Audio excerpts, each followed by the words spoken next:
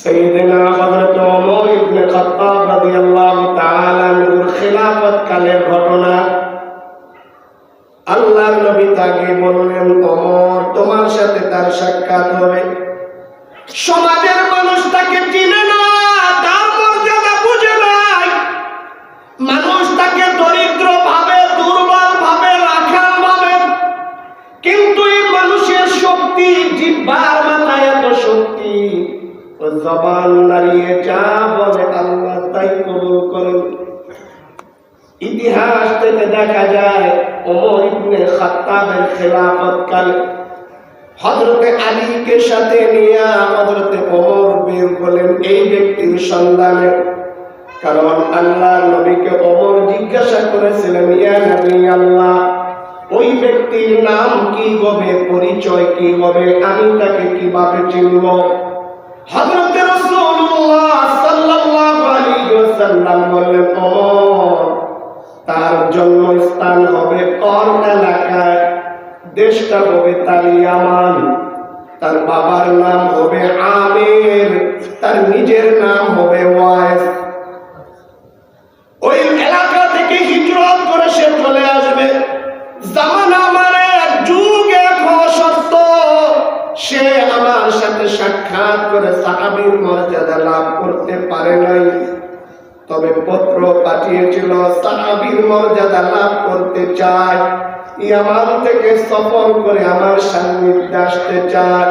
তবে এই সফরের সময় তার পৃথিবীতে আপন বলতে আর কেউ বেঁচে নাই, শুধুমাত্র বৃদ্ধা মা বেঁচে আছে।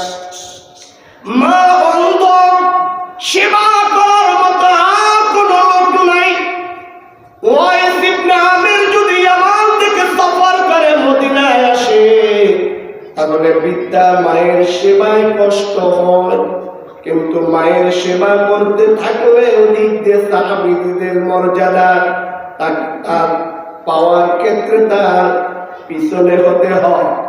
আল্লাহর নবী পত্রের উল্টা পিঠে লিখে দিলেন, হে ওয়াইস, মদিনায় আসার দরকার নাই, অন্তরের সাথে যোগাযোগ হচ্ছে, কিয়ামতের ময়দানে আল্লাহ তোমার সাথে আমার সাক্ষাৎ ঘটাবে। তবে যতদিন তোমার মা বেঁচে থাকে, সন্তান হিসাবে তোমার কর্তব্য হচ্ছে মায়ের সেবা করা। আমার সাক্ষাতের চেয়ে তোমার কাছে উত্তম হচ্ছে মায়ের সেবা করা। আজকে আফসোস, আমরা সন্তানরা সেবার জন্য মা বাবা যখন বৃদ্ধ হয়ে যায়, বৃদ্ধ বা বৃদ্ধা হয়, তাদেরকে সেবা করতে চাই না, বরং বিভিন্ন ছলে বলে কৌশলে তাদেরকে এক ঘরে করে রাখে।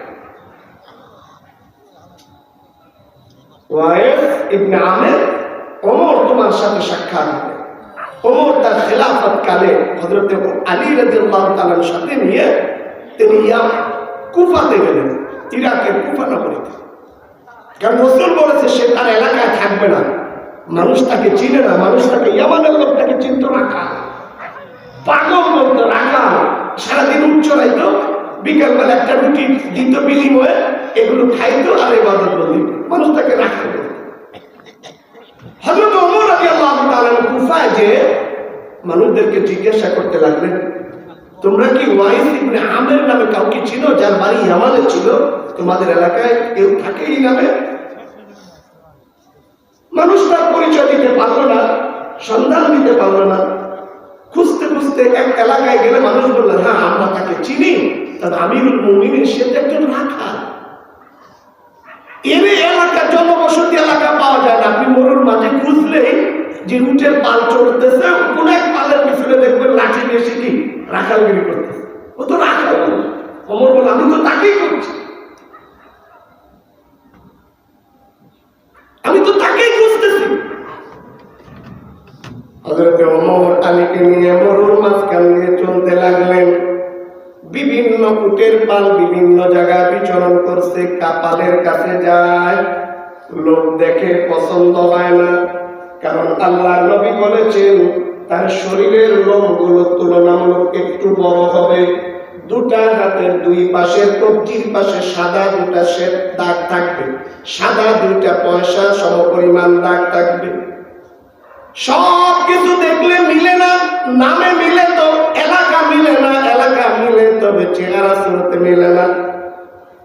নাসরবান্দা হযরত আলীকে সাথে নিয়ে ওমর মরুর মাঝে ঘুরতে ঘুরতে একটা উটের পালের কাছে গিয়ে লক্ষ্য করে দেখেন এই লোকটা উটের পালের পাশে দাঁড়িয়ে নামাজ আদায় করছে, আর আল্লাহর রহমতের ফেরেশতারা উটগুলোকে পাহারা দিতেছে। ওমরের বুঝতে বাকি নাই এটি সেই লোক হতে পারে, কারণ সে আছে আল্লাহর গোলামি করতে, আর আল্লাহ তার গোলামি করার জন্য বকরির পাল, ভেড়ার পাল, উটের পালে রাখালি করার জন্য রহমতের ফেরেশতা নামাইতেছে। ওমর দাঁড়িয়ে আছে, আলী দাঁড়িয়ে আছে, ব্যক্তির নামাজ শেষ। হযরত ওমর সামনে গেলেন, সালাম দিলেন, জিজ্ঞাসা করলেন তোমার নাম কি? এই ব্যক্তি ওমরকে চিনি না, ওমরও তাকে চিনে না, কারণ রাখালের কাছে প্রেসিডেন্ট চিনার তো দরকার নেই। আমাদের এলাকার এই যারা দরিদ্র আছে ডক্টর ইউনুসের কয়জন চিনে?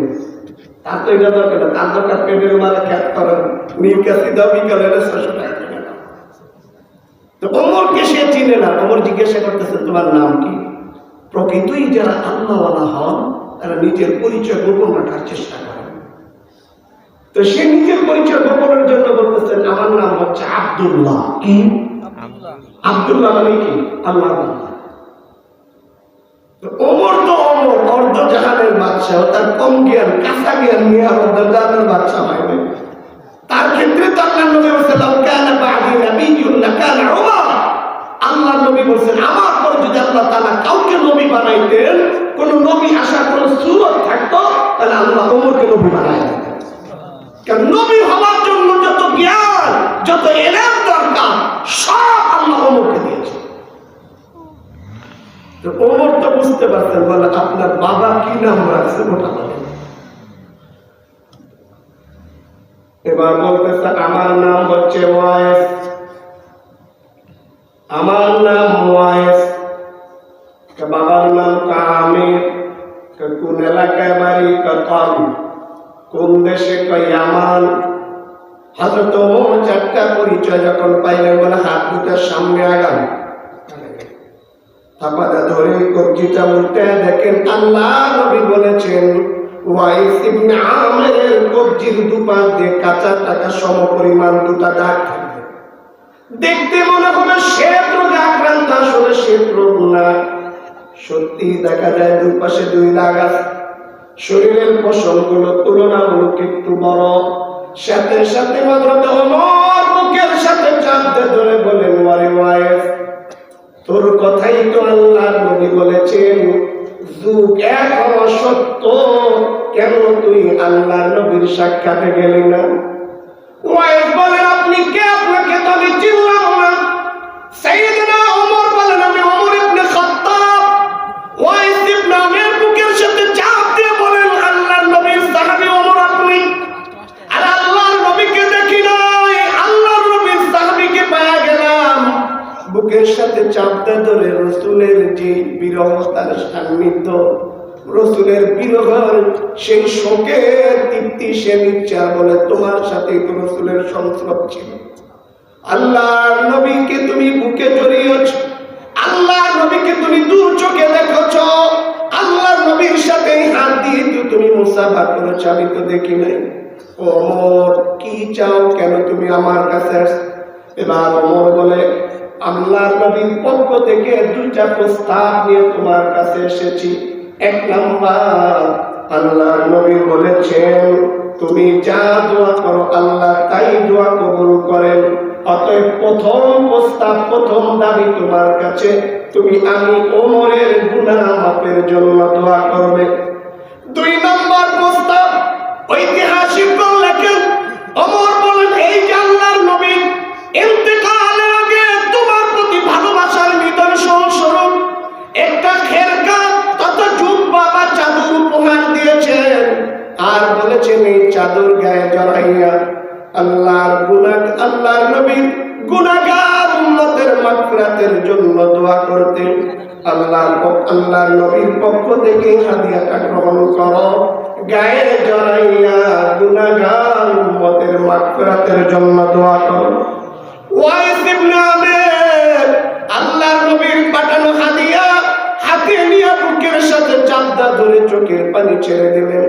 একটু আড়ালে যাইয়া দূরে যাইয়া ডাকতে বলে, আল্লাহ হাবিবকে দেখি নাই। আয় আল্লাহ, জামানায় ছিল চিঠি পাঠিয়েছি সাক্ষাতের জন্য, উল্টা পিঠে লিখে দিয়েছে মায়ের সেবা করতে থাকো। মায়ের সেবা করতে যাইয়া রাসূলকে হারিয়ে ফেলেছি, মাও হারিয়েছি, সাহাবীর মর্যাদা লাভ করতে পারি নাই। ওই হাবিবের পক্ষ থেকে উপহার এসেছে, জুব্বা এসেছে, তার উম্মতের মাগফিরাতের জন্য দোয়া করতে বলেছে। ওগো আল্লাহ, তোমার কাছে ফরিয়াদ করি, এই জুব্বা ততক্ষণ পর্যন্ত আমি গায়ে জড়াবো না যতক্ষণ পর্যন্ত না তোমার হাবিবের সব উম্মতকে তুমি মাফ না করে দিবা। সিজদায় পড়ে এভাবে দোয়া করেছেন। ওমর তাজ্জব হয়ে গেলেন, আরে এত সাধারণ কোন মানুষ না, মানুষ তাকে রাখাল বলে চিনে। সিজদায় পড়ে সে কান্নাকাটি করে, উপর থেকে দৈব বাণী হয়, আরশ থেকে আওয়াজ আসে, ও ওয়াইস ইবনে আমের, পাগলামি করিস না, আমার বন্ধুর জামাটা গায়ে দিয়ে আমার হাবিবের কলিজাটা ঠান্ডা কর।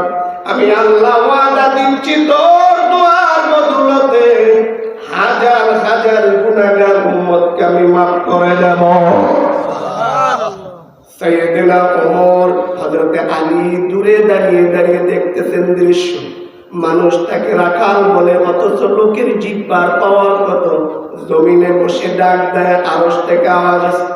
লোকটা আবার জুব্বা গায়ে দিয়ে জুব্বা বুকের সাথে জড়াইয়া আবার সিজদায় লুটিয়ে পড়ে।